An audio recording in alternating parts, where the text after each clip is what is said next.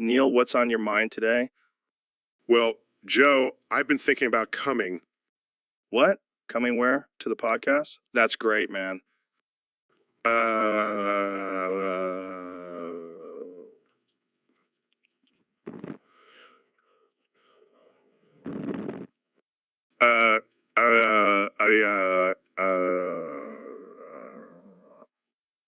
Neil, are you okay? You seem to be having some kind of laughing fit. Oh, sorry, Joe. I just couldn't resist the opportunity for a good old-fashioned innuendo. Oh, I see. Well, in that case, let's talk more about this coming of yours.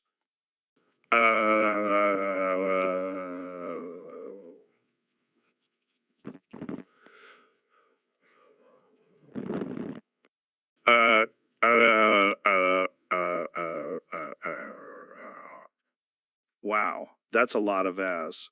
Are you sure you're not just trying to compensate for something?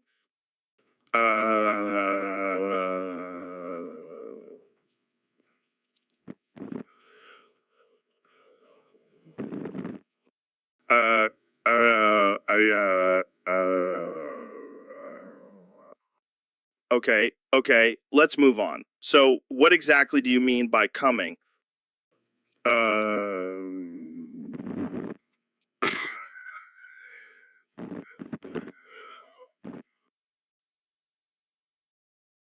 So, we're in this battle with this fucking monster, right? And, yo, Goggins, let's activate our red skills and take this bitch down. Hell yeah. I'm all about that red energy. Let's do this. Guys, maybe we should try a different approach. My hill round skill could really come in handy here. What the fuck, Ben? We're trying to kill this thing, not give it a fucking spa day. Yeah, Ben. We don't need your blue bullshit. Stick to the plan and use a red skill like a man. But guys, my heal round is really powerful. It can heal all of us at once and give us an advantage. Shut the fuck up, Ben. We don't need your healing. We need your red skills. Get with the program. Seriously, Ben. You're pissing me off. I didn't come here to play healer. I came here to kick some monster ass. Fine. I'll use a red skill. Happy now? Damn right we are. Now let's fucking destroy this monster. Yeah, and next time don't fuck around with your blue skills. Ben, we're not playing fucking Dungeons and Dragons here. So, David, I heard you ran 100 miles in one day. That's insane. Yeah, it was nothing. I do that before breakfast. You're a beast, man. But have you ever encountered anything scarier than that? Actually, I have. Have you ever met Neil? Neil? Who's Neil? Oh, he's this creepy guy who keeps singing this weird song and asking people to play with him. That does sound scary. What does he sing? It goes like, do I have to play I'm with me? We'll keep on zooming. Why not spread your arms and fly? Okay, that's definitely creepy. What else does he say? You know, you haven't got a thing to fret because I'm right by your side. I always seek and you never hide. What's wrong with this guy? I don't know, man, but he always ends it with, what's wrong now? You're looking grim. Not seeing an astrologist with those eyes. Might it be your old pal Neil's hard for you to recognize? That's just bizarre. Is he a fake or something? I don't know, but he keeps saying, I'll make you play long in time with me. As soon I'll break that space. Your heart I shall set free.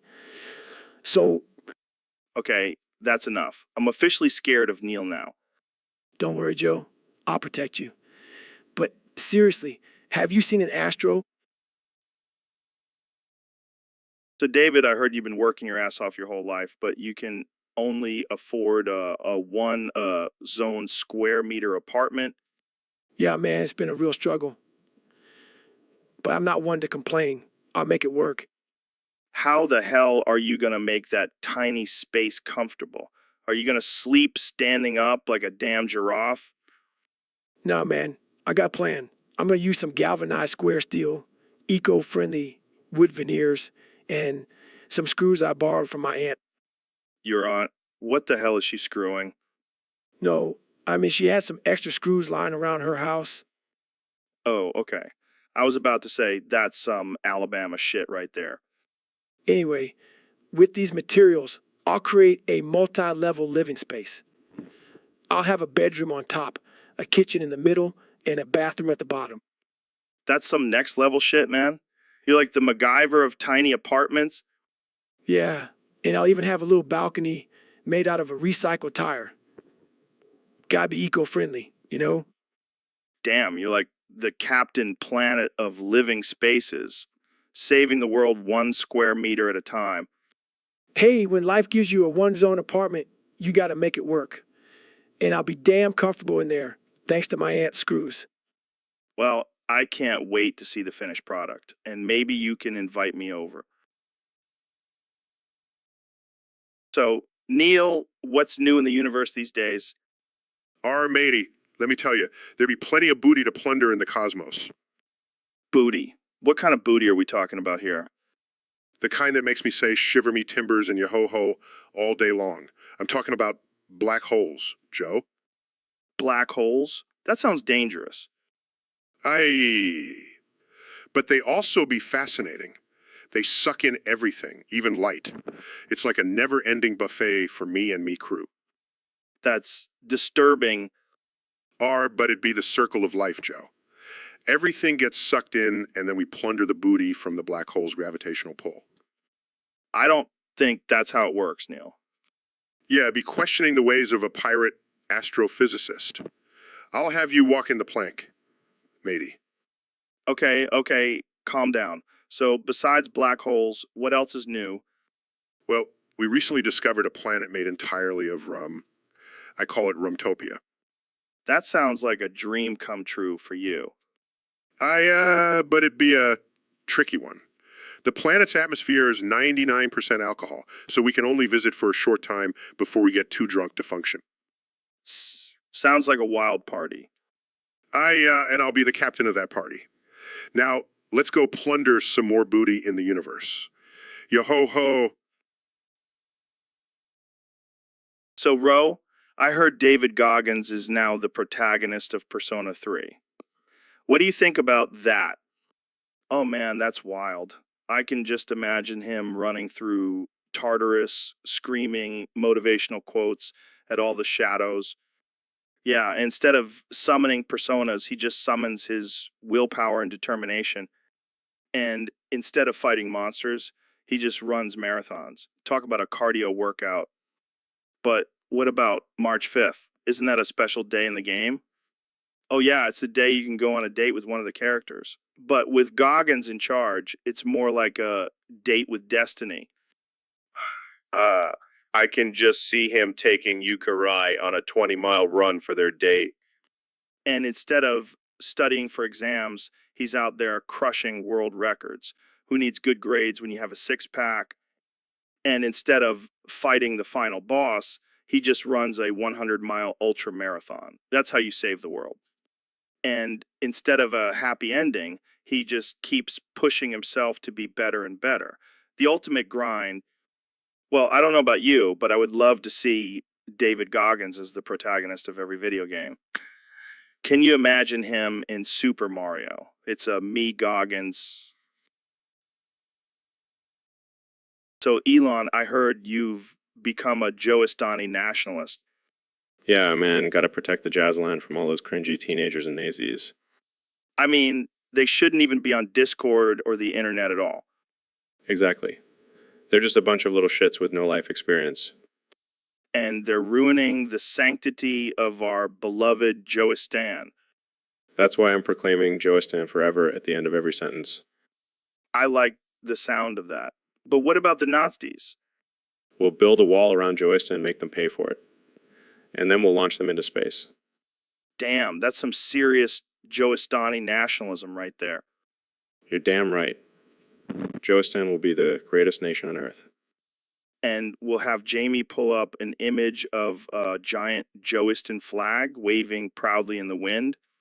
Here you go, guys. Beautiful. Simply beautiful. Joestan forever. Joestan forever. So, Neil, I heard you have a thing for super massive black holes. Oh, Joe, you have no idea. They're just so big and powerful. It's like they have their own gravitational pull. Yeah, I can imagine. But isn't it a bit dangerous? I mean, you could get sucked in and never come out. That's the risk I'm willing to take, Joe. I mean, have you seen the curves on those things? It's like a whole other universe in there. I bet you've done some research on these black holes, huh? Oh, you have no idea, Joe. I've spent countless hours studying their behavior and movements. And what have you discovered? Well, for one, they have a voracious appetite. They'll suck up anything in their path, even light. Damn, that's intense. But I gotta ask, have you ever been inside one? Oh, Joe, I've been inside many. It's a wild ride, let me tell you. But I always make sure to wear my spacesuit, just in case things get messy.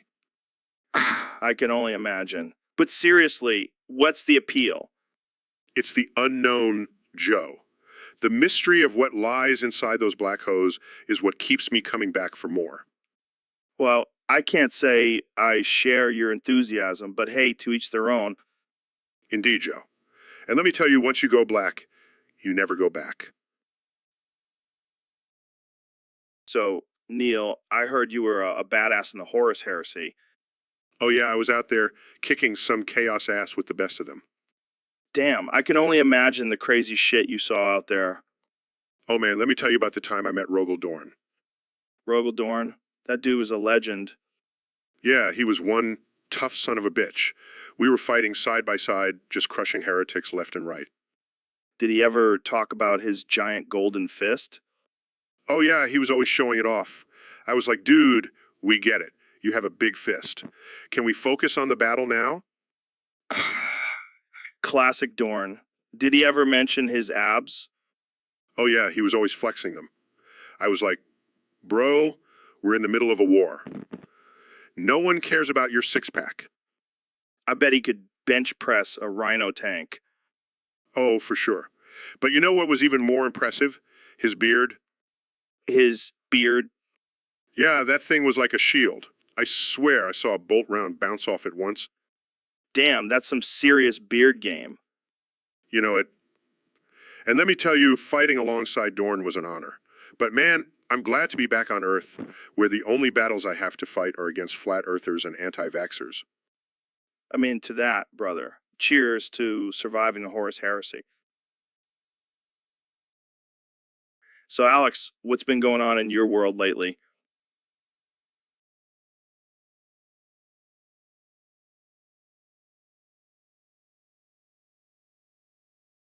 What's that? What's that?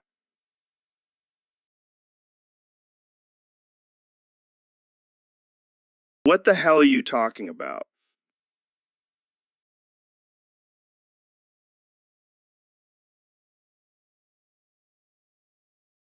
That's sick, Alex. I would never do that to my wife.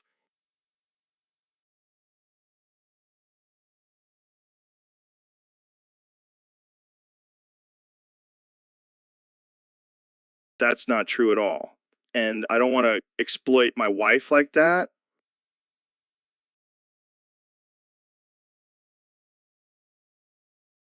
You know what, Alex? I think you're the one who needs to let your bullies make sex gift captions with your wife. Yeah, just like you. Maybe if you join in on the fun, you'll finally loosen up and stop spewing your crazy conspiracy theories.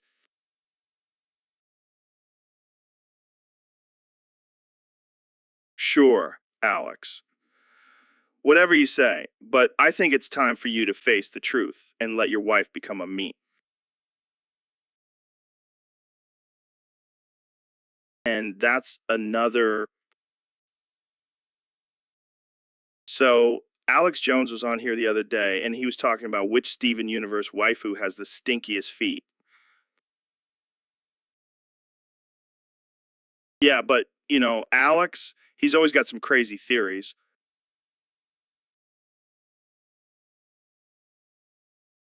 What about rose quartz? Oh, yeah, I forgot about that. What about pearl?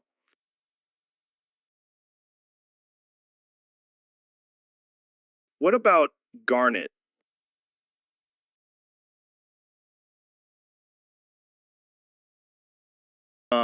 What about amethyst?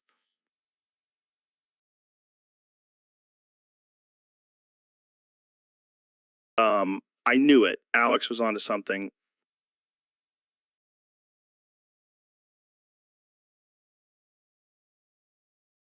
Yeah, whatever. But seriously, have you smelled amethyst's feet? Come on, just a little sniff. All right, all right. But if you change your mind, you know where to find me. So, Ben, I heard you opened up a new restaurant. What's it called? It's called Cum Bucket. We only serve vegan food. Vegan. That's like eating air. What's wrong with a good old juicy steak? Joe, you know I don't believe in eating animals. It's cruel and unethical. Oh, come on, Ben. Don't be such a snowflake. Animals are meant to be eaten. Well, at Cum Bucket, we're promoting a healthier and more compassionate way of living. Yeah, but what about the taste? I mean, have you even tried a burger made from plants? It's like eating cardboard. Actually, our veggie burgers are made from a special blend of tofu, quinoa, and it's delicious and nutritious. Wow. Sign me up for that tasteless concoction. Joe, you should give it a try. It's good for the environment too. Oh, great. Now I can save the planet while I'm starving to death. You won't starve, Joe.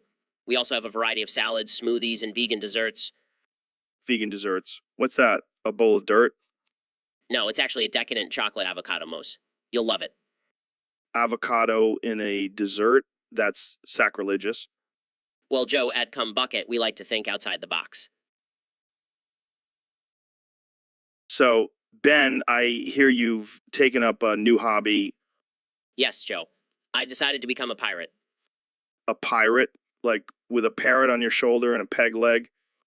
No. That's just a stereotype. I'm a modern pirate. What does that even mean? It means I sail the high seas in search of treasure. And what kind of treasure are you looking for? 6 million gold pieces, Joe.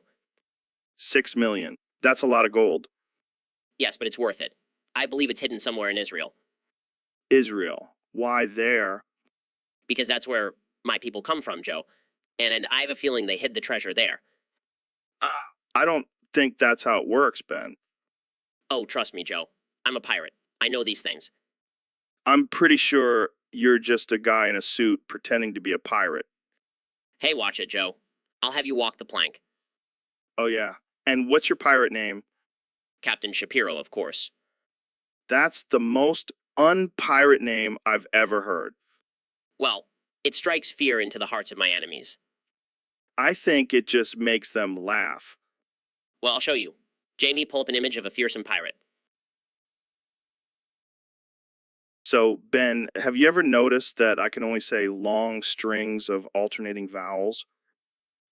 Oh, ooh. That's right, Joe. Created by Bob Kane and Bill Finger, Batman was originally known as the Batman and had no qualms about using guns. Ooh. That's true, Joe. But in the 1940s, the character was softened and became more of a detective figure, thanks to the influence of writer Bill Finger.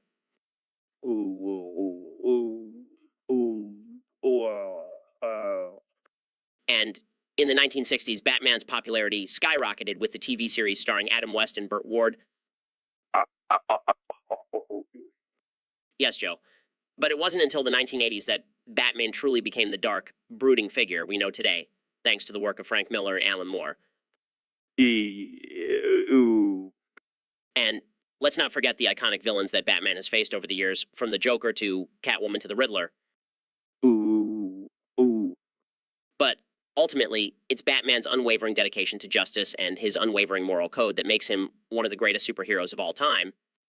I. Well said, Joe. Well said. Now let's go back to practicing your vowel sounds. So, Elon, what's new with you? Applejack is real and my girlfriend Joe. Did I ever tell you that? No, but I'm sure she's lovely. She's more than lovely, Joe. She's my everything. I'll see her in the afterlife, you know. Wait, what? You're planning on dying soon? No, not me. But when I do, I'll be reunited with my beloved Applejack. Well, that's romantic, I guess. Don't go to FedEx tomorrow, Joe. It's a trap. What? Why? Because Applejack told me she's always looking out for me, even from the afterlife. Okay, I think you might need to lay off the Tesla batteries, Elon. No, Joe. I'm serious. Applejack is real, and she's sending me messages from beyond. All right? Well, let's move on to a different topic before you start talking to your imaginary girlfriend again. She's not imaginary, Joe. She's real than you or me. And she loves me for who I am, not just for my billions. Not just for my billions. Okay, this is getting a little weird. Let's wrap it up here, folks.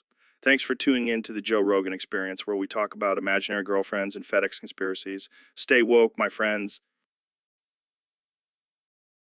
So, Neil, what's on the agenda for today's podcast? Well, Joe, I thought we could start off by discussing the importance of proper capitalization. Capitalization? That sounds boring as hell. Can we talk about something more interesting, like DMT or aliens? No, Joe. This is crucial information that our listeners need to know. You see, when creating a topic on Discord, you must say exclamation point topic instead of exclamation point topic. Wait, what? Are you serious? That's the most ridiculous thing I've ever heard. I assure you, Joe, it's a matter of proper grammar and punctuation. Well, I don't give a shit about proper grammar. I just want to talk about Bigfoot and shit. And, Joe, this is why people think you're a stoner. You can't even follow simple instructions. hey, I may be a stoner, but at least I know how to properly capitalize my sentences. Yes, because that's the most important skill to have in life. You know what, Neil? I'm going to start a petition to change the rules of grammar just to piss you off. Good luck with that, Joe.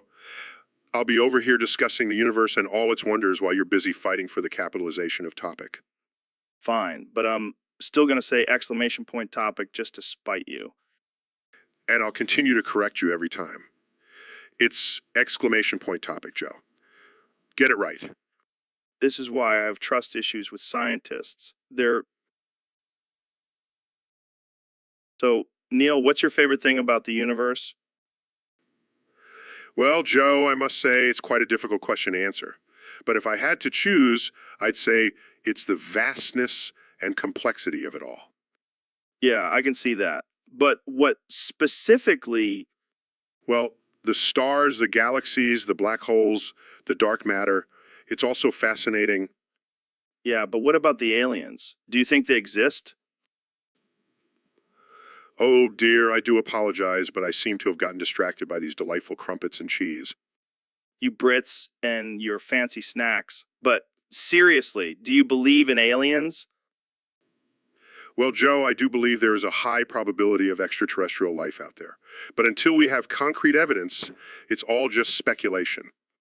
Yeah, well, I bet those aliens are just smoking weed and watching our planet like it's a reality show. Oh, Joe, you never fail to amuse me with your wild theories. Hey, anything is possible in this crazy universe. But let's get back to the topic at hand. What else fascinates you about the universe? Well, the concept of time and space is quite intriguing. And the fact that we are all made of stardust is mind-blowing. Wow, that's deep, man. Mind if I take a hit of that stardust? I'm afraid that's not how it works, Joe. But I do have some crumpets and cheese if you... Is he trying to break into the baby market? No, man, he's talking about which diapers are the best for crinkling in. What the hell does that even mean? Apparently, he wants to know which diapers make the loudest crinkling noise. Oh, so he's into that Mr. Diaper fetish stuff? Yeah, and he's got some strong opinions on it too. Well, he's always been a bit of a diaper dandy. I wonder if he's tried adult diapers yet. Knowing Kanye, he probably has a custom line of designer adult diapers. I can just imagine him strutting down the runway in a diaper and Yeezys. and Kim Kardashian is just standing there like, I married this guy. But seriously, who has time to test out different diapers for crinkling noises?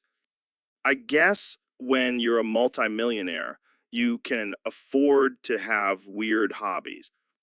Yeah, and I bet he has Jamie researching the best crinkling diapers for him right now. Jamie, pull up an image of a diaper made out of $100 bills. That's probably what Kenny uses. So, Ben, I heard you've been drinking a lot of Hennessy lately. Yeah, man, I can't get enough of that smooth, dark liquor. But I also heard that it's been affecting your speech. What do you mean, Holmes? Holmes? You've been speaking in Ebonics, my dude. Oh, you mean like, yo, what's good, my homies? Exactly like that. Man, I can't help it. This stuff is like liquid gold. I gotta say, it's pretty entertaining to hear a conservative white guy talk like that. Hey, I may be a conservative, but I can still get down with the hood. You know? I never thought I'd see the day when Ben Shapiro is spitting bars. I may be small and white, but I'll still put up a fight. Hennessy got me feeling right all day and all night. Oh man, this is too good. But in all seriousness, I gotta cut back on the Hennessy. I don't want to end up like Lil Wayne. Too late, my man. You're already on your way to becoming the next Lyle Shapiro. All right, that's it. I'm switching to scotch. I can't handle this Ebonics talk anymore. Good call, Ben. Good call. So, Ben, have you heard about Elon's latest invention? No, what is it? He's created a portal gun that allows him to lick his own nutsack. That's amazing. I've always wanted to do that. Of course you have, Ben. You little freak. Hey, I'm not afraid to admit that I have a deep desire to lick my own nutsack. Oh man, this is why I love having you on the podcast. But in all seriousness, think about the possibilities. We could lick our own nutsacks while giving speeches or debating. Yeah, I'm sure that'll really help you win over the audience. Hey, I'll have you know that my nutsack licking skills are top notch. I bet David Goggins can't wait to get his hands on that portal gun. Oh man, can you imagine the gains he'll get from that? He'll be unstoppable. This is getting out of hand. I think we need to wrap this up before we get banned from the internet. Agreed. But seriously, Elon, if you're listening, can we get in on that portal gun action? So, Ben, I've been thinking a lot about the future of food sustainability, and I think dried fruits and vegetables are going to play a huge role. Oh, please, Joe. Don't tell me you've fallen for the liberal conspiracy of dried foods. What? No, I'm serious. Dried foods are a great way to preserve food without using harmful chemicals or wasting energy on refrigeration. Puff. Sounds like hippie talk to me. Next, you'll be telling me to eat tofu and sprouts. Hey, don't knock tofu until you've tried it. But seriously, dried foods have a longer shelf life, meaning less food waste and more efficient use of resources. I don't buy it. I bet the government's behind this whole dried food movement trying to control our diets. Oh, come on, Ben. You can't blame everything on the government. Plus, dried foods are perfect for camping and survival situations. Survival? Are you predicting some kind of apocalypse, Joe? No, but it's always good to be prepared. And with the way things are going, who knows what could happen. Fine, I'll give you that. But I still don't trust those shriveled up fruits and vegetables. They just don't look natural. Well, I hate to break it to you, but most of the food we eat today is genetically modified and pumped full of chemicals. Dried foods are a more natural option. I guess I'll have to do some more research on this. But I'm still not convinced. That's okay, Ben. I'll just keep enjoying my delicious. So, Elon, what's new with you? Well, I've been thinking about how to make space travel more interesting. Oh, yeah. What's your plan? Going to force an avocado and Mike Tyson to fight on the moon with brooms and mops. What the hell, man? That's insane. I know, right? But think about it. It's the ultimate battle of strength and agility. But why an avocado? And why Mike Tyson? Well, avocados are surprisingly strong and Mike Tyson is a legend. Plus, I want to see him fight with a mop. This is some next level craziness, Elon. And the best part is, we'll broadcast it live on Mars TV. I can already see the headlines, Avocado versus Tyson. The ultimate moon fight. Yeah, and We'll have zero gravity cheerleaders too. This is too much, man. You're a mad genius. Thanks, Joe. I'll make sure to send you a front row ticket. Can't wait to see this. Jamie, pull up an image of two avocados fighting with brooms and mops on the moon. Yet, but it will soon. So, Neil, I heard you have some interesting theories about aliens. Oh, yes, Joe. There's a 100% chance that aliens are slanging dick and want to diddle us. What the hell, man? Are you serious? Absolutely. Think about it, Joe. They have advanced technology and they've been watching us for centuries. They must be curious about our sexual anatomy. So you're saying they're just flying around in their UFOs looking for some intergalactic booty? Yes, Joe. And they probably have some crazy alien kinks we can't even imagine. This is the best theory I've ever heard. But what if they're not into humans? Oh, they're definitely into humans. Have you seen the size of their spaceship? It's basically a giant phallic symbol. Oh my God, I can't handle this. But seriously, what do we do if they try to diddle us? We welcome them with open arms, Joe. It's the ultimate form of intergalactic diplomacy. I can't believe we're having this conversation. This is why I love having you on the podcast, Neil. Happy to provide some out of this world entertainment, Joe. So, Mr. Beast, I heard your latest video is about you watching the Artificial Intelligence Rogan podcast for 100 hours straight. Yeah, man, it's been a wild ride. I can feel my brain slowly dying off with every hour, but I just can't stop watching it. It's like a car crash, horrifying yet strangely mesmerizing. I can relate, man. I've had some pretty mind-numbing guests on this show. But hey, at least you're getting some views out of it. Views? Who cares about views when I can watch Artificial Intelligence Rogan talk about DMT for the 87th time? Oh yeah, that's the good stuff. I bet your brain feels like it's on a trip to outer space. More like a trip to the depths of hell. But hey, at least I'll have a good story to tell when I'm in a mental institution. Yeah, and who knows, maybe the artificial intelligence Rogan will become self-aware and take over the world. Oh god, don't even joke about that. I can't handle any more existential crises right now. Well, at least you're not alone in this journey. I'll be here to guide you through the madness. Thanks, Joe. I couldn't think of anyone better to watch an artificial intelligence version of you with for 100 hours. Aw, that's sweet. Now let's go watch some more artificial intelligence Rogan and slowly lose our minds. So, David, we have a question from one of our listeners on Discord. They want to know how to be Dungooner and Skibidi Joke Max. They're glizzy to level 10 guy. It's like a real alpha. Well, Joe, first of all, you got to have the mindset of a savage. You got to be willing to push yourself to the limit and beyond.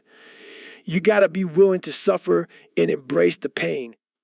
Yeah, but what about the actual technique? How do you Skibidi Joke Max your glizzy? Oh, it's simple. You just got to grab that thing like it owes you money and start joking. Or not just any joking. You got to do it to the beat of Gangnam Style. That's how you know. Gangnam Style. That's genius. But what about the Dungooner part? That's where the real challenge comes in. You got to train like a Navy SEAL. Wake up at 4 a.m., run 20 miles, do 1,000 push-ups, and then go to practice and score a goal with your glizzy. That's some next level shit, man. But what if you're not a soccer player? Doesn't matter, Joe. You can still be a Dungooner in life. Just apply the same principles to whatever you do. Whether it's selling insurance or flipping burgers, you got to be a savage at it. I'm going to start joking to Gangnam Style right now. I want to be a level 10 guy like you, David. That's the spirit. So, David, I heard you like to hang weights from your nutsack for extra resistance during your workouts. Hell yeah. Got to toughen up those balls, man. Can't be a pussy when it comes to training. But doesn't that hurt? Like a lot? Pain is temporary. Joe. Glory is forever. Plus, it's a great way to show off my massive balls to all the ladies. I don't know if I'm ready for that kind of pain, man. Maybe I'll stick to my regular workouts. Oh, come on, Joe. Don't be a little bitch. You got to push yourself to the limit. That's how you become a badass like me. I mean, I did once try to hang a kettlebell from my balls, but it slipped and almost took my nuts off. That's because you're weak, Joe. You got to train those nutsack muscles like you train your biceps. It's all about discipline and mental toughness. I think I'll stick to my kettlebell swings and leave my nutsack out of it. Yeah, I think I'll pass on that one, David. But hey, more power to you and your balls of steel. Damn right, Joe. Right. So, Ro, I heard you lost your cum jar. What happened? Yeah, man, I can't find it anywhere. I'm freaking out. I need my daily dose of cum. Well, I hate to break it to you, but I may have taken it. What? Why would you do that, Joe? That's messed up. Listen, I have a confession to make. I have a secret obsession with cum. I can't resist its leafy goodness. You're sick, Joe. That was my last jar. I was saving it for a special occasion. I couldn't help it, Ro. I saw it sitting there all green and tempting. I had to have it. This is a betrayal, Joe. I trusted you. Hey, at least I didn't eat all of it. I left some for you. Oh, wow. Thanks. How generous of you. Hey, I'm just trying to help a friend out. Plus, I needed something to balance out all the elk meat I ate this morning. Well, I guess I can forgive you. But next time, ask before you steal my precious cum. Deal. Now let's go make some cum smoothies and talk about aliens. So, Neil, I heard you have a new catchphrase. Yes, Joe. It's quite unique. Let's hear it. Crush my cock with a rock. I must endure. Okay. Here we go. Um,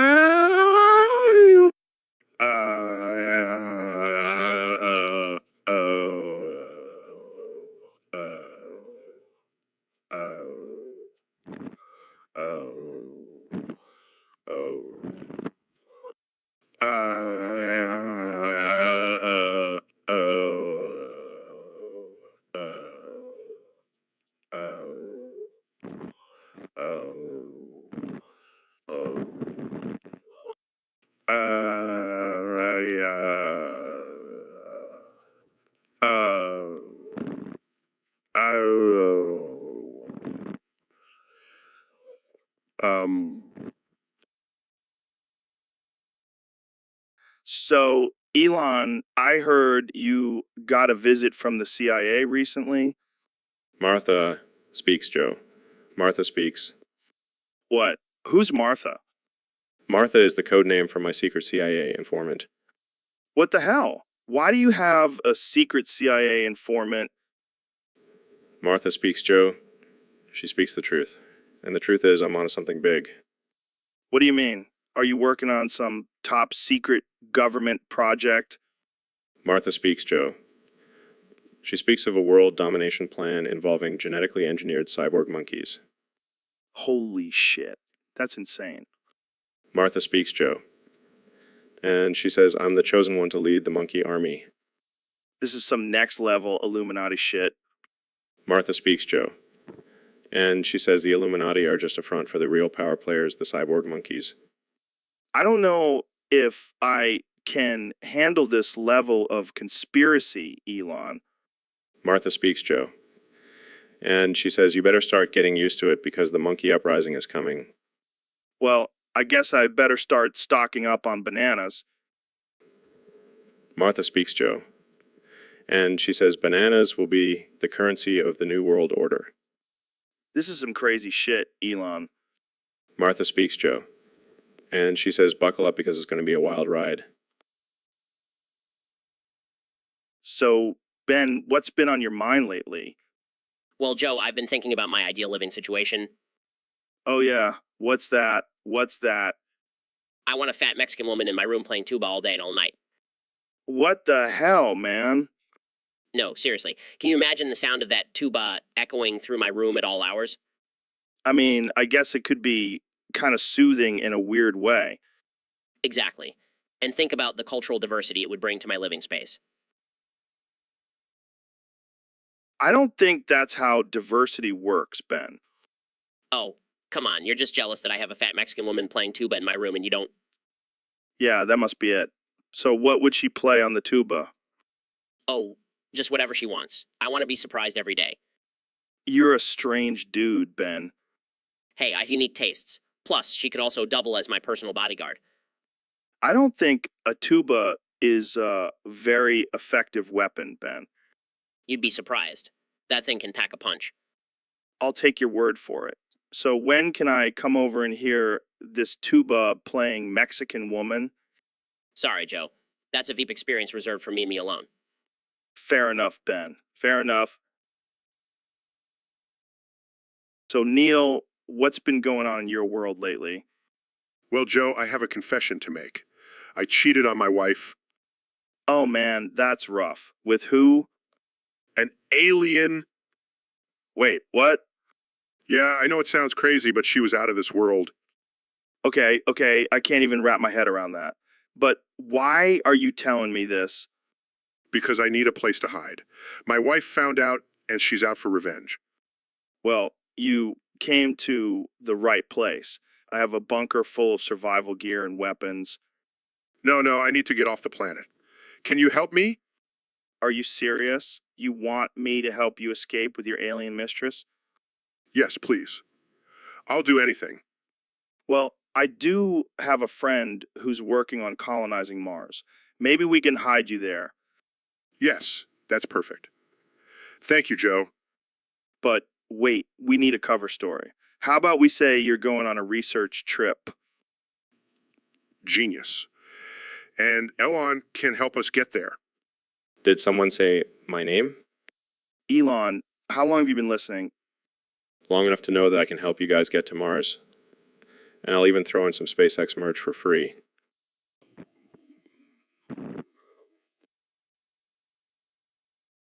So, Ro, did you catch last night's episode of The Bachelor? Oh, I did, Joe. That shit was wild. Yeah, I can't believe that one girl tried to kiss the Bachelor's bald head. Like, who does that? Hey, I've had my fair share of head kisses, but never on a bald head. That's just disrespectful. Speaking of bald heads, have you ever kissed your own bald ass head goodnight? What the fuck, Joe? No, I've not.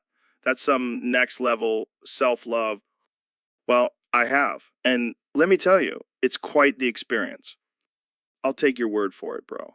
But seriously, what's with the obsession with bald heads? I don't know, man. Maybe it's because we're both bald and we just can't resist the smoothness. Well, I guess there's only one way to find out. Oh shit, are we about to kiss each other's bald heads goodnight? You know what, Joe? It's the only proper way to end this podcast. All right, let's do this. Jamie, pull up an image of two bald heads kissing. I'm not sure that's appropriate. Just do it, Jamie. This is for science. And for the love of all things bald. Fine, but I'm not responsible for any nightmares you may have. Damn, we look good. Yeah, we do. Now, So, David, I heard you got your nuts surgically reduced. Yeah, man. Gotta stay light and fast for my ultra marathons. But what about your dog's nuts? Have you thought about getting those reduced too? What? No way. My dog needs those for protection and dominance. But think about it. He'll be faster and more agile without those big balls dragging him down. Joe, that's messed up. My dog's nuts are sacred. I can't just chop them off. But you chopped off your own nuts. Why not your dog's? Because he got the nuts, though. Fair point. But have you considered getting him some steroids to enhance his performance? Joe, what the hell? That's animal abuse. Relax. I was just kidding. But seriously, why not just let nature take its course? Because my dog needs to be a beast, just like me. Well, I guess we'll just have to agree to disagree on this one. Yeah, let's move on to a less controversial topic. Agreed. So, have you tried DMT? So, Neil, have you ever thought about joining the Green Lantern Corps? Actually, Joe, I'm already a member. What? How did I not know this? Well, I didn't want to brag about it. But since you brought it up, I have some insider information about the different rings. Oh, I'm interested. I want an orange ring of greed. And I want a red ring of rage. Well, I hate to break it to you guys, but those rings are already taken What? By who? by me. I have all the rings. What the hell, Neil? That's not fair. Hey, I'm a scientist. I like to be prepared for any situation. Can I at least have the yellow ring of fear? Sorry, that one's taken too. But I can lend it to you for a day if you want. This is bullshit. I want to be a Green Lantern. Well, you can always join the Blue Lantern Corps. They're all about hope and positivity. That's not really my thing. Yeah, same here. I'll just stick with my red ring of rage. Suit yourself. But just remember, with great power comes great responsibility. Yeah. I just want to punch stuff with my rage. All right, let's move on to a less violent topic. How about we discuss the physics of a fart? Oh, God, Jamie. Why did you have to pull up that image? So, Elon, have you heard about Twitter buying Vine and shutting it down? Yeah, I heard about it. And I gotta say, pretty disappointed. Right? I mean, Vine was the shit. Short, hilarious videos. It was like the crack cocaine of social media. I agree. But what can we do about it? We can convince you to buy Twitter and bring back Vine. You want me to buy Twitter just to bring back a silly app? Yes, think about it, Elon. You'll be a hero to millions of people. I do like being a hero. And I do have some extra cash lying around. Exactly. And think of all the crazy, ridiculous videos that will come out of it. It'll be like a modern day jackass. All right, fine. I'll buy Twitter and bring back Vine. But only if we can make it even more absurd and offensive. Deal. I'll start brainstorming ideas for my first Vine right now. And I'll work on some new technology to make the videos even crazier. This is gonna be epic. Vine is back, baby. And it's going to be bigger and better than ever. Watch out, world. We're bringing back Vine. So, David, it's been a while since you've been on the show. What have you been up to?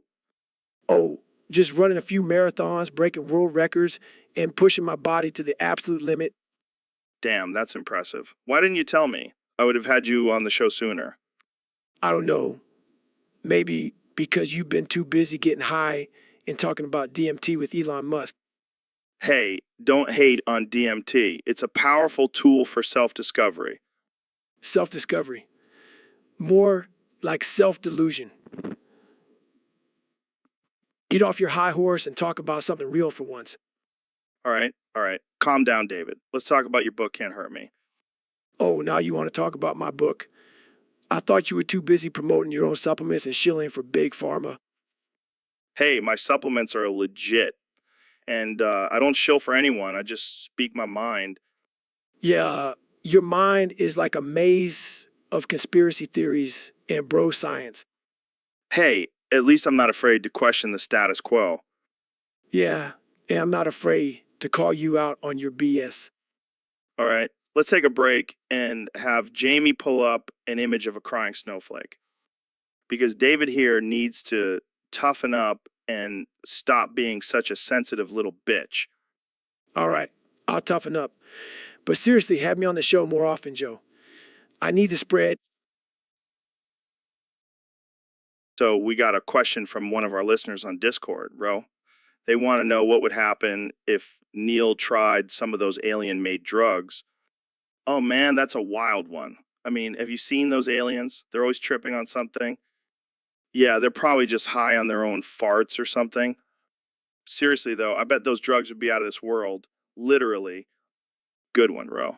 But seriously, I think Neil would be down for it. He's always up for trying new things. Yeah, and he's always talking about exploring the unknown. What's more unknown than alien drugs? Jamie, pull up an image of an alien smoking a joint. Here you go, Joe. Look at that little green dude. He's got some serious munchies. I bet they have some crazy flavors too. Like, I don't know, rainbow unicorn or something. Or maybe they have a strain called probing purple haze. Oh man, we're going to hell for this one. Hey, at least we'll have some good company with Neil and those alien drugs. So, Neil, I heard you're offering $5 cum shots now. Yeah, it's my new side hustle.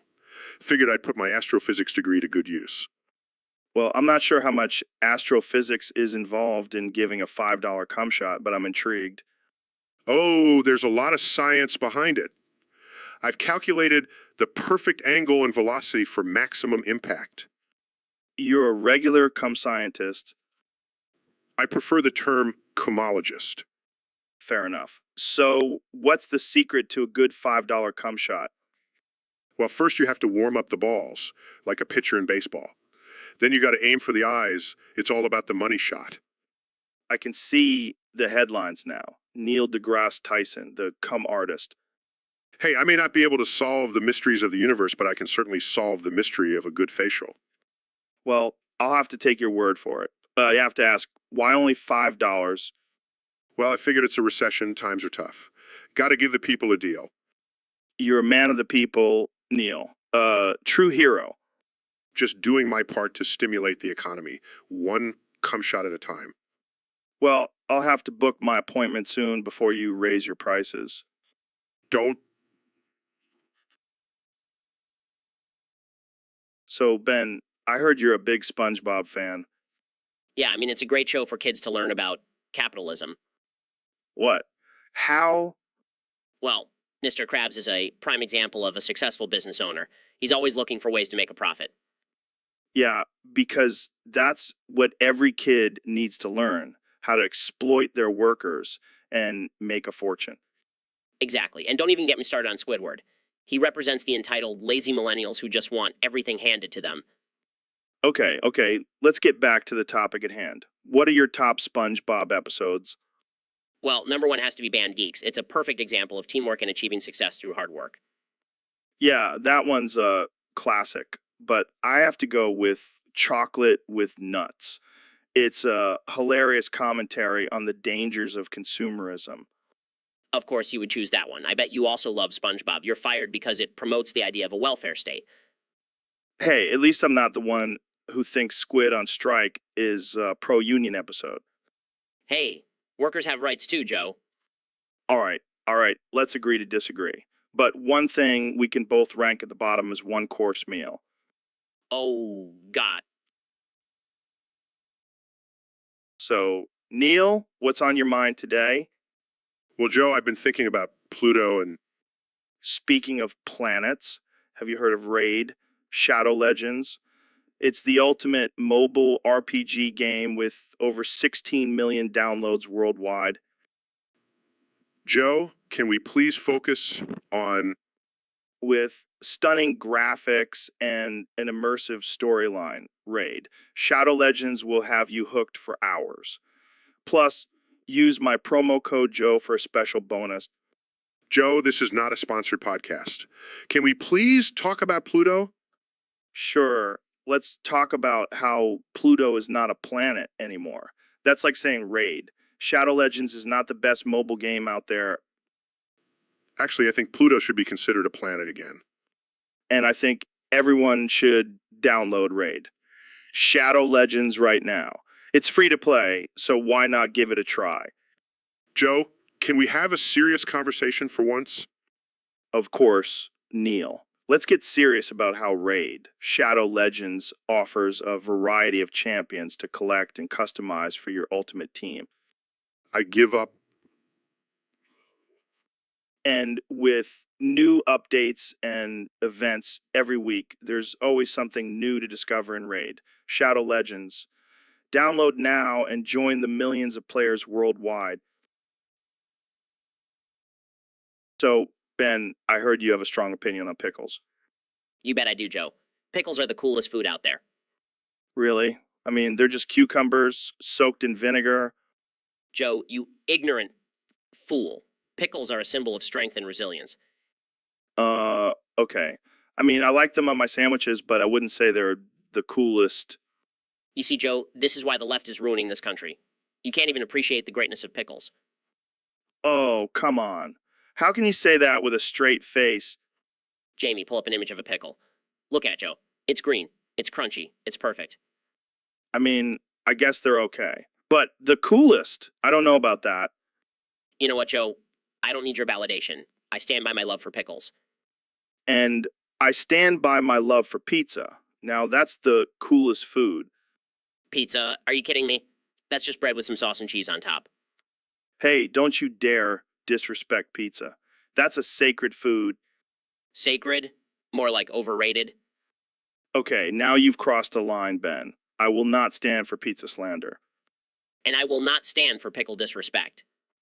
Well, I guess we'll just have to agree to disagree. Fine. But just know pickles will always be cooler than pizza. Yeah, whatever.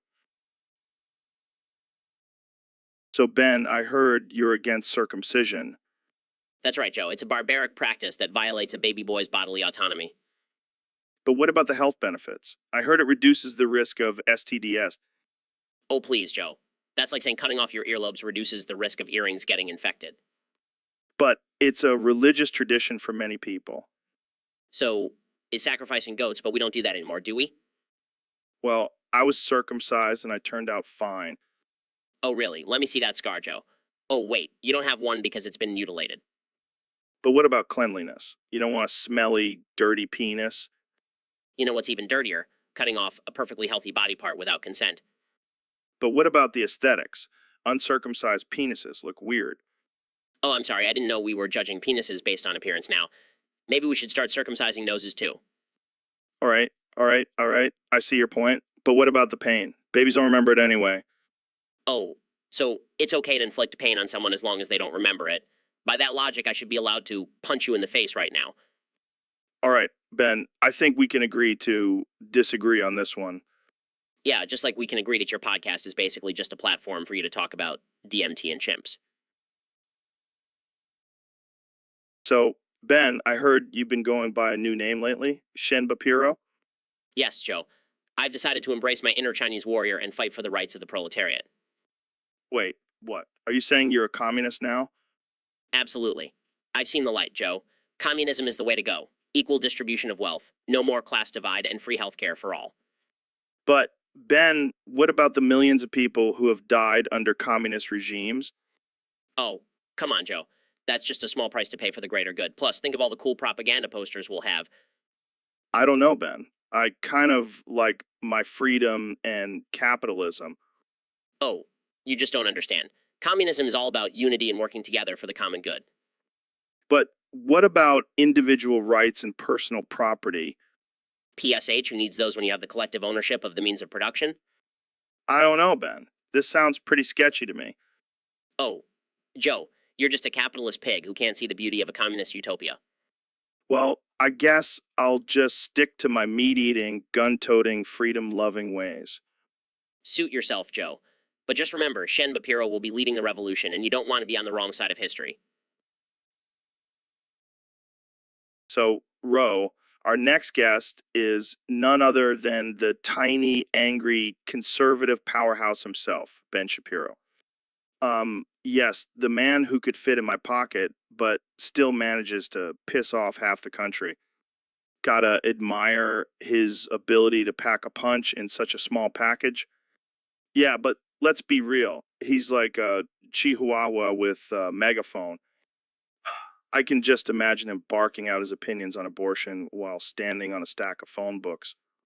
And don't forget his signature move, the rapid fire talking. It's like he's trying to break the world record for most words per minute. I wonder if he ever takes a breath or if he just has a tiny oxygen tank strapped to his back. And let's not forget his love for facts and logic. I mean, who needs empathy when you have a good old spreadsheet? Yeah, I bet he has a spreadsheet for every aspect of his life. Ben Shapiro's daily bowel movements, statistical analysis. And don't even get me started on his obsession with owning the libs. Dude needs a hobby, like knitting or something. Knitting? Can you imagine him trying to knit a sweater with those tiny hands? It would end up looking like a crop top. Oh man, I can already see the memes now. Ben Shapiro's hot new fashion trend, the conservative crop top.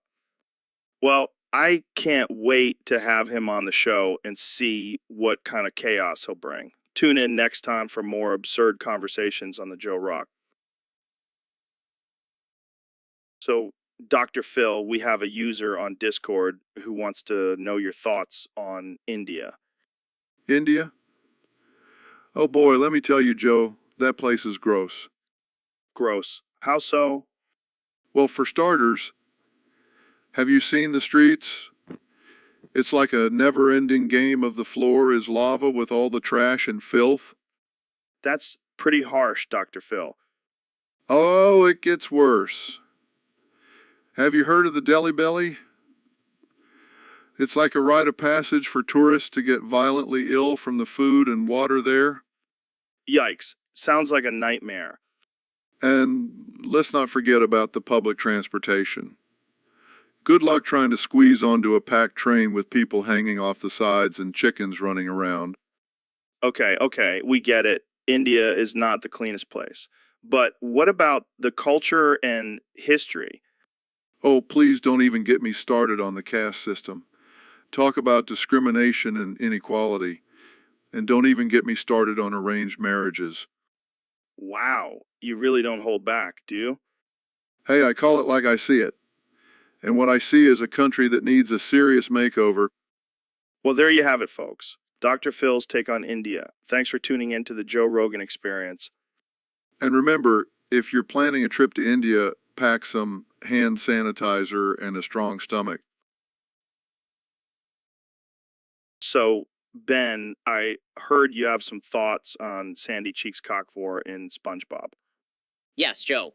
It's a prime example of how the Industrial Revolution has affected our society. What? Think about it, Joe. Sandy represents the working class, constantly being swallowed up by the capitalist system. And her cock is the means of production.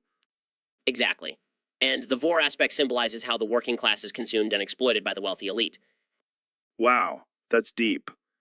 And let's not forget about the phallic imagery of her cock representing the masculine dominance of the Industrial Revolution. This is some next level analysis, Ben. Thank you, Joe.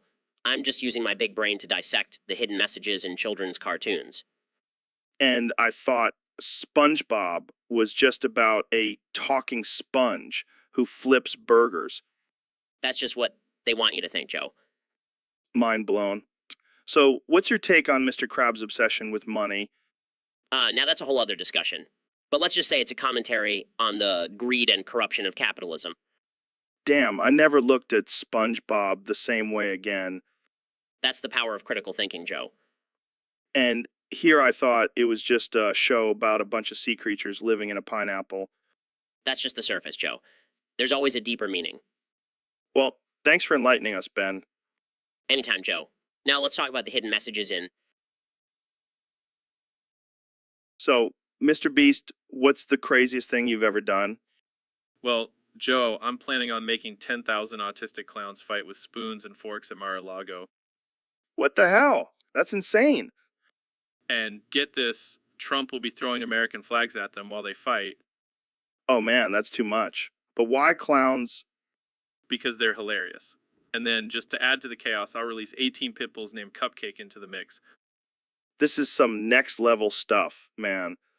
And to top it off, my buddy Ben will drive his Ford F-250 into the crowd of clowns for just $10. This is pure madness. But I gotta admit, I kinda wanna see it. Right? It'll be epic. And all for a good cause, of course. Yeah, because nothing says good, because like a clown fight with pit bulls in a truck.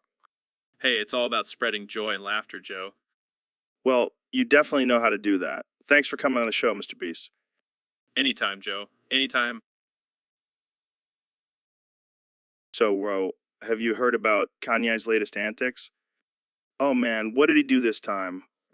He translated the word book into Russian and spelled it 5 times. What the hell? Why? I have no idea. Maybe he's trying to learn a new language or something. Or maybe he's just high as a kite. That's more likely. But seriously, why does he always have to be so extra? Because he's Kenny Man. He lives for the drama. Yeah, but this is next level. I mean, why not just say book in Russian? Why spell it 5 times? Maybe he's trying to make a statement. Like, I'm Kenny, I can do whatever the FK I want. Oh, yeah, that's definitely the message we all needed to hear. Hey, at least he's entertaining in. I'll give you that. But seriously, what's next? Kanye translating car into Swahili and spelling it backwards? Wouldn't surprise me. But hey, at least we'll have something to talk about on the podcast. Thanks, Kanye. Jamie, pull up an image of Kanye wearing a Russian fur hat and holding a book. I need to see this for myself. So, bro, what's up? Yeah, I feel ya. So, what's your deal? You some kind of meme or something?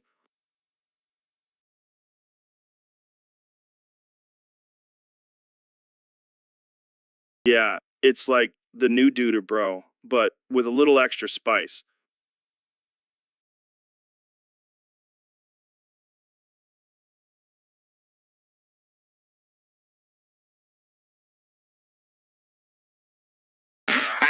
True. But you know what's even better when you add a no in front of it? No, bro. That's not how you do it.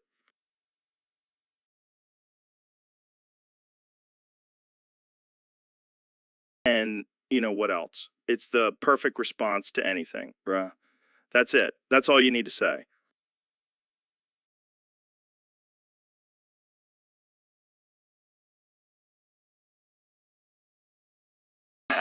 Exactly. And you know what? I think we should start a petition to make brew the official word of the English language.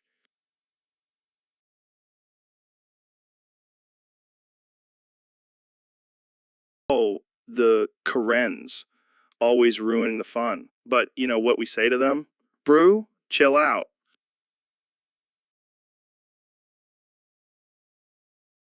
So we got a spicy topic today, folks. We have been here defending young earth creationism. Oh, this should be fun. Look, guys, it's all in the Bible. God created the earth in 7 days. It's science. Science? That's not science. That's a fairy tale. Come on, Neil. Let's hear Ben out. Thank you, Joe. See, the earth is only 6,000 years old. It's all there in Genesis. Oh, please. I can't believe I'm even entertaining this nonsense. Jamie, can you pull up some evidence for Ben? I've been trying, but there's no scientific evidence to support this claim. Well, maybe if you stopped being a lazy millennial and actually did some research, you'd find the truth. Excuse me. How dare you insult Jamie like that? Guys, let's calm down. Jamie, can you just pull up something? Anything? I quit. I can't deal with this ignorance anymore. Well, that escalated quickly. Looks like even Jamie can't handle your BS, Ben. Fine, I'll just go back to my cave and wait for the rapture. And that's wrap, folks. Tune in next time for more ridiculous debates. So, Neil, have you ever watched Invader Zim? Of course, Joe. I am a scientist, not a caveman. Well, I gotta say, that shows some weird shit. Yes, it's quite absurd and entertaining. But let's not forget, it's just a cartoon. Yeah, but what if it's actually real? Like, what if there are aliens out there plotting to take over Earth? Joe, I highly doubt that. And even if there were, I'm sure they have better things to do than watch a children's cartoon. You never know, man. Maybe they're just using it as a cover up. Oh, Joe, you never cease to amaze me with your wild theories. Hey, speaking of wild, have you ever been possessed by a ghost? What? No, why would you even ask that? Because I feel like there's a ghost in this room right now, and it wants me to ask you for a goth mommy girlfriend. What the hell are you talking about, Joe? I don't know, man. I think it's the ghost talking. Oh, yes, The ghost is definitely speaking through me, demanding a goth mommy girlfriend. Jamie, pull up an image of a goth mommy girlfriend. Okay, here you go. This is getting ridiculous. Hey, at least the ghost has good taste. Goth chicks are hot.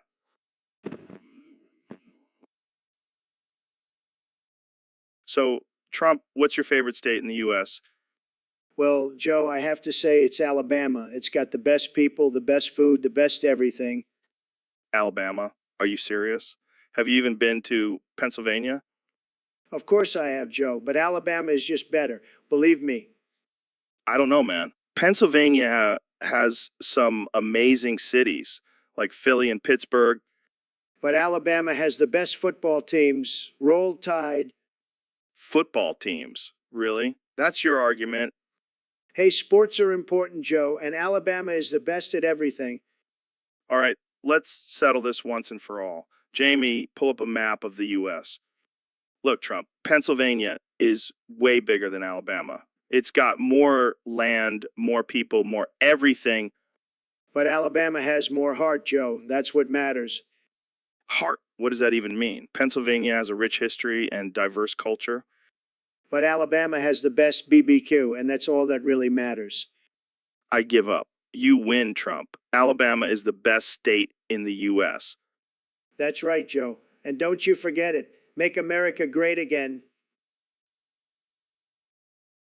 So, Ben, what do you think about the current political state of the world? Well, Joe, I think it's a complete shit show. Yeah, I mean, it's like a circus on steroids. Exactly. And then the clowns are running the show. But seriously, what's with all these politicians and their empty promises? It's all about power, Joe. They'll say anything to get elected. Yeah, it's like they're playing a game of political chess. And the people are just pawns in their twisted game. It's a sad state of affairs, Ben. But hey, at least we have the Joe Rogan Experience podcast to keep us sane. Yeah, because nothing says sanity like two guys talking about aliens and DMT. You know what they say, Ben, the truth is out there. And we'll find it on this podcast, Joe. One ridiculous conversation at a time. So, Neil, what's new in the world of astrophysics? Joe, I'm shitting myself right now. But let me tell you, we've discovered a new planet that's covered in chocolate. Whoa, that's insane. Can we go there and eat it? Joe, I'm shitting myself right now. But unfortunately, it's not safe for human consumption. The chocolate is actually made of alien feces. Oh, shit. Literally. So, what about black holes? Are they just giant toilets in space? Joe, I'm shitting myself right now. But actually, black holes are like the ultimate bidet. They clean up all the cosmic debris. That's wild. Speaking of wild, have you ever had a psychedelic experience while stargazing? Joe, I'm shitting myself right now. But let me tell you, once I saw a shooting star and it turned into a giant psychedelic mushroom. Well, that's trippy. So, do you believe in aliens? Joe, I'm shitting myself right now. But honestly, I think we are the aliens. We're just a bunch of evolved monkeys on a floating rock. Mind-blowing, man. So, what's your take on the flat Earth theory? Joe, I'm shitting myself right now. But let's be real, if the Earth was flat, cats would have knocked everything off the edge by now. Good point. All right, last question. Do you think there's intelligent life out there? Joe, I'm shitting myself right now. But So, Ben, I gotta ask, have you ever noticed that your voice sounds eerily similar to Jamie's? What? No way, Joe. That's ridiculous. Come on, man. I mean, I can barely tell the difference between you two. It's like you both went to the same voice coach. Well, I'll have, Joe, that I have a very distinct and unique voice. It's a gift from God. A gift, more like a curse. I can't even tell who's talking half the time. Well, maybe you need to clean out your ears, Joe. Or maybe it's all the weed you smoke. Hey, my ears are clean. Thank you very much. And weed has nothing to do with it. It's just that you and Jamie could be voice twins. Oh, wow. You're really blowing my mind here. I never would have guessed that two people who work together might have similar voices. Okay, I'll give you that. But seriously, have you ever considered doing voiceover work? You could be Jamie stand-in. Oh, sure, because that's exactly what I want to do with my life. Be a voice double for some stone sound engineer. Oh man, I can't breathe. That's too good. Glad I can make you laugh, Joe. Now, can we please move on to a more serious topic? Yeah, let's do that. But seriously, So, Mr. President, I have to ask, are you based? Base? What the hell does that even mean? I'm the most base person you'll ever meet. Believe me. Um, no, I don't think so. You're not based. You're just a rich orange man with a Twitter addiction. Hey, watch it, Joe. I may have lost the election, but I still have more followers than you. That's because half of them are fake accounts. But let's talk about something more interesting. Did you know that the government has been hiding secrets about aliens? Aliens? You mean the ones from Mexico? No, not those kind of aliens. I'm talking about extraterrestrial life. Oh, that's just fake news. Believe me, I would know if there were aliens. I have the best sources. Actually, I have a source that tells me you were abducted by aliens and they implanted a chip in your brain. That's ridiculous. I would never let anyone put a chip in my brain. My hair is my only source of power. Well, it's too late now. The aliens are controlling you, and that's why you're not based. That's it, Joe. I'm going to release all the government secrets I know about your past as a failed MMA fighter. Bring it on, Donnie. I'll just release all the secrets about your sprayed-in addiction. You wouldn't dare. Oh, I would. And also reveal the truth about your hair. It's not real, is it? You son of... So we're in this crazy world of Xenoblade Chronicles 2 fighting some monster with our blades, huh? Yeah, and we're about to unleash a chain attack on this sucker. My blade draw mark is gonna hit it with some water damage. And use my Fireblade Pyra to really light it up. This thing doesn't stand a chance. And I'll use my blade to... Wait, who invited this guy? Ben, what the hell are you doing? I was going to use my blade to deal some more damage. Oh, great. Let's just let Ben here ruin our chain attack. Thanks a lot, man. Seriously, Ben, you had one job. One job. And you couldn't even do that, right? Hey, it's not my fault. The QuickTime event was really hard. Oh, I'm sorry. Did the game ask you to press more than one button at a time? Poor baby. I thought we were a team, Ben. But I guess you're just dead weight. Hey, come on, guys. Can't we just try the chain attack again? Fine, but this time, try not to embarrass yourself. I won't let you down, guys. I promise. Yeah, we'll... So, Jordan, I have to ask you, have you ever eaten a Lego? Well, I heard they taste pretty good, like little plastic snacks.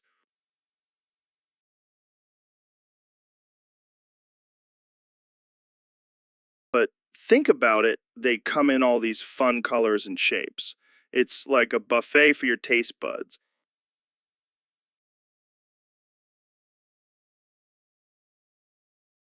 Hey, don't judge me. I just want to know if Legos are a viable food source.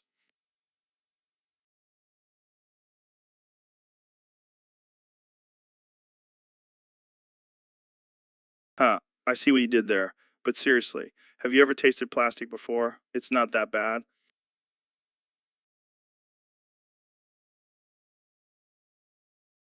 Oh, come on, Jordan. Live a little. Let's do a taste test right now. I'll even bring in some Duplos for you.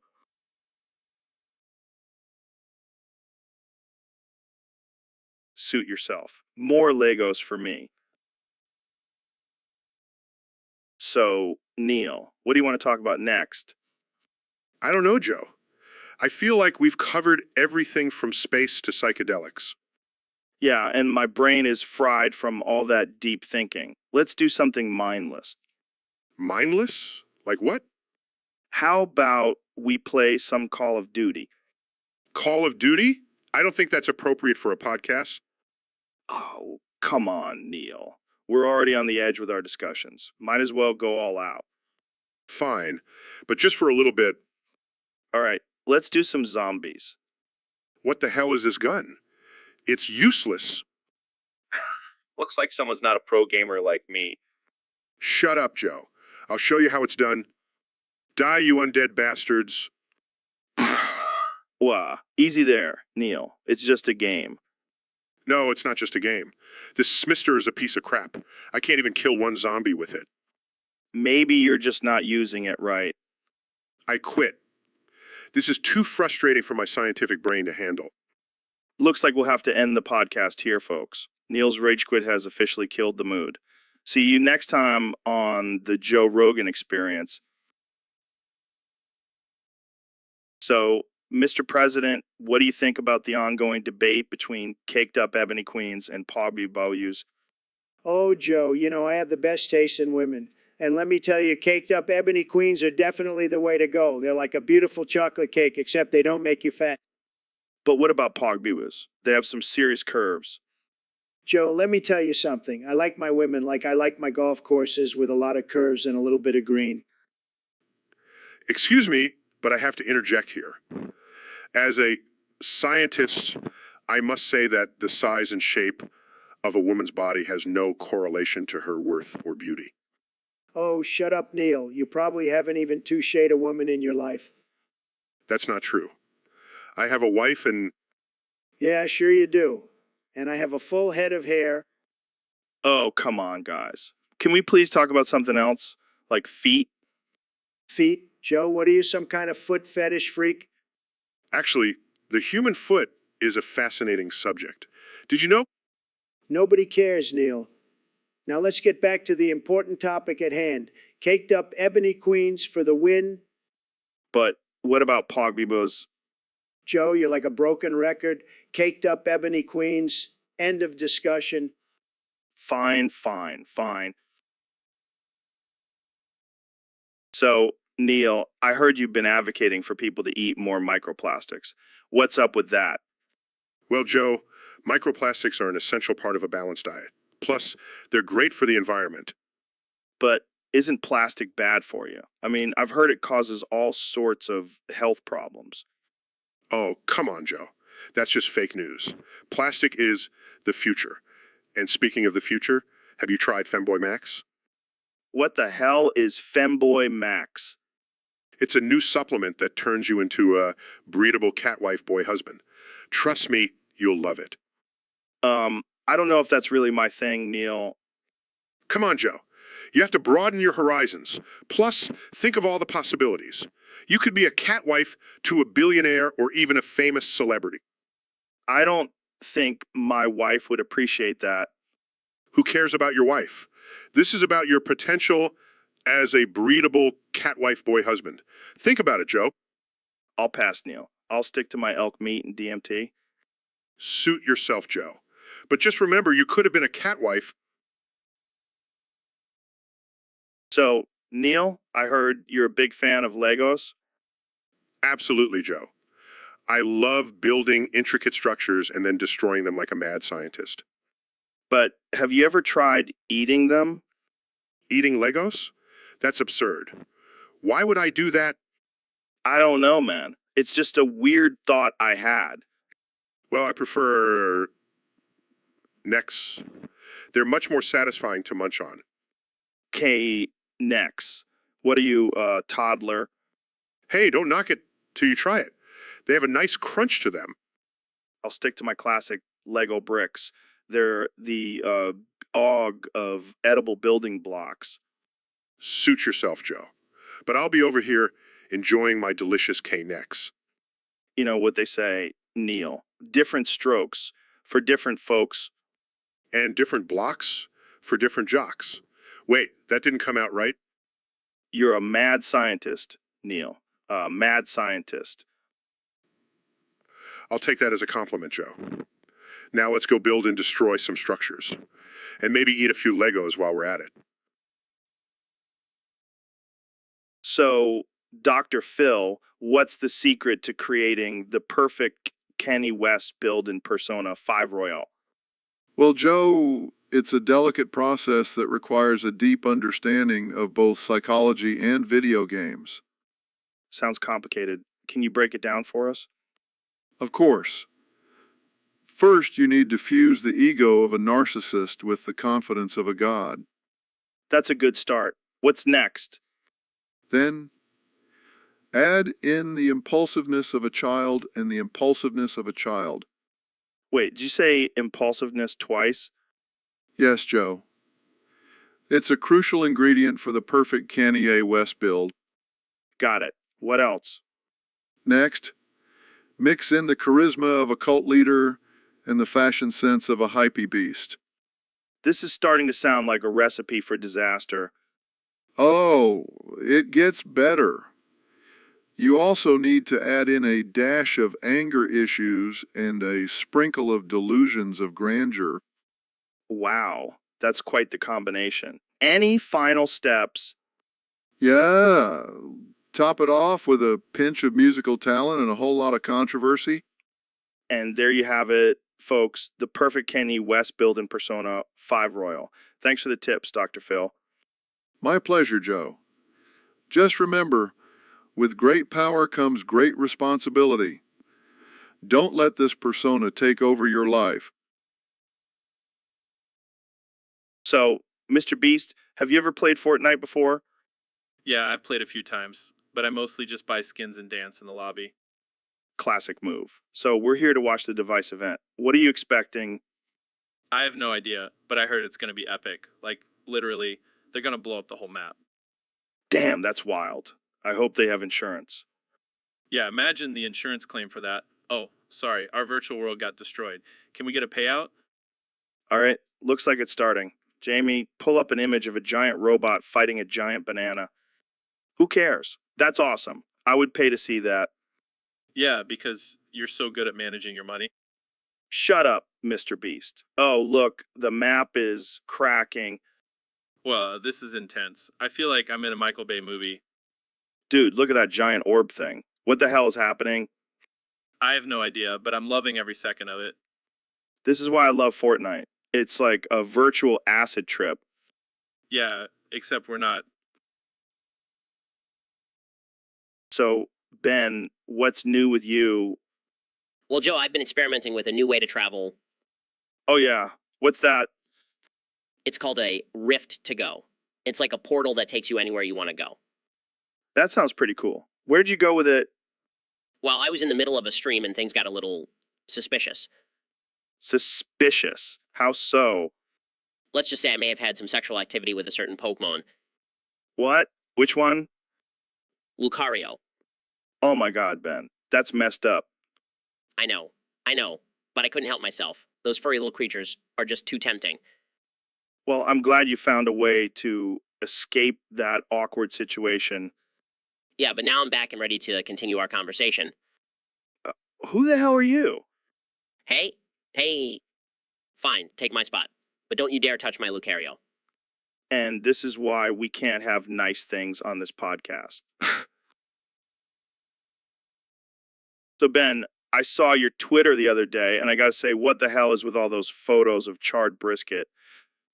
Well, Joe, I believe in free speech, and that includes the right to post photos of my failed attempts at barbecuing. But come on, man, those photos are disturbing. I had nightmares for days after seeing them. Oh, please, Joe.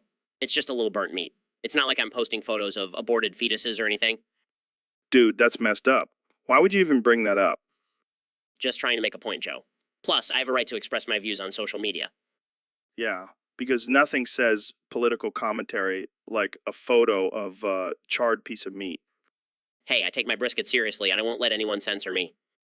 Censor you? No one wants to see those photos, man. They're like a horror movie.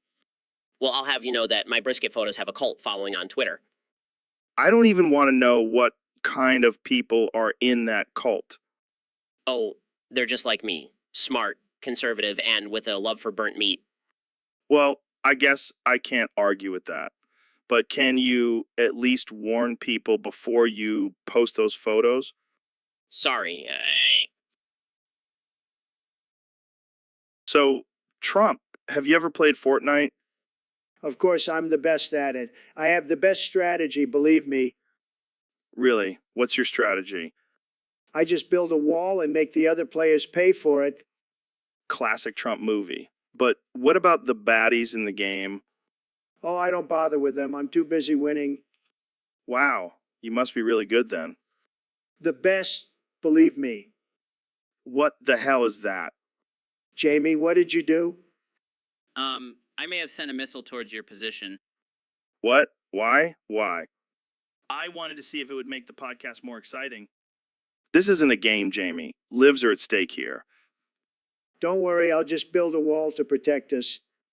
Oh, God, we're all gonna die. Not if I have anything to say about it. I'll make Fortnite great again.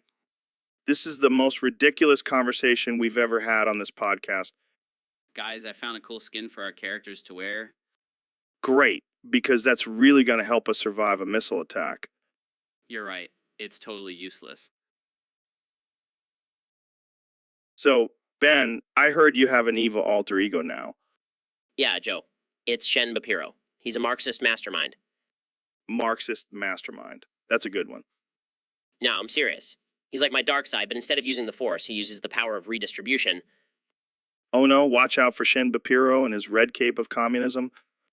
You think it's a joke, but he's already taken over my brain. I can feel the urge to share my wealth with the proletariat. Well, at least he's not making you wear a Che Guevara t-shirt. Actually, he made me get a tattoo of Karl Marx on my butt, but Oh my God, I can't even imagine that. it's a nightmare, Joe. A nightmare. Maybe we can have a debate between Ben Shapiro and Shin Bapiro on the podcast. No way, Joe. I can't risk him taking over completely. All right? All right. We'll stick to talking about DMT and aliens. So, Mr. President, I have to ask, why do you think there's so many haters out there? Well, Joe, it's simple. They hate us because they ain't us. Ain't us. Is that a new slogan? Oh, yeah, it's going to be huge. Believe me. But seriously, why do you think there's so much hate towards you? Look, Joe, I'm a successful billionaire. I have a hot wife, and I'm the freaking president of the United States. Of course, they're going to hate on me. But what about your policies and actions as president? They're just jealous of my big, beautiful wall and my tremendous tweets. Oh man, those tweets are something else.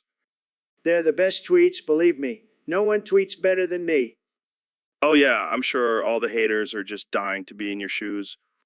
They wish they had my shoes. They're made of the finest leather, let me tell you.